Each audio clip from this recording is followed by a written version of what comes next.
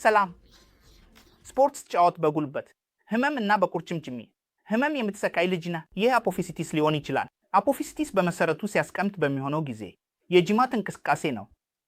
ምልክቶቹ በመደበኛነት በመገጣጠሚያ ዙሪያ ህመም ነው፣ በተለይም ጅማት በአጥንት ላይ ሲያስቀምጥ የሚሆነው ቦታ። ይህ በጉልበት ዙሪያ ሊሆን ይችላል፣ በጉልበት ዙሪያ ሊሆን ይችላል። እነዚህም በመደበኛነት የምታስተውሉት የአጥንት ከፍታ ናቸውና በዚያ አካባቢ ህመም እና መታመም ያስተውሉ።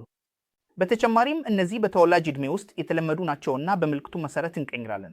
እንደሆነ ቁስልና እብጠት ካለ እረፍት መውሰድ እንዳለብህ አረጋግጥ። በረዶ አቅርብ፣ አንዳንድ አንቲኢንፍላሜቶሪ ውሰድ እና በተገቢው የመልሶ ማስተካከል እንደምትሄድ አረጋግጥ እና ወደ መደበኛ ሁኔታ ለመመለስ ጊዜ እንደሆነ ያስፈልጋል። ቢሆን በጥርስ ምስልና በኤምአርአይ በተጨማሪ እንገምግማለን። ይህን የበለጠ ለማስተዋል አመሰግናለሁ።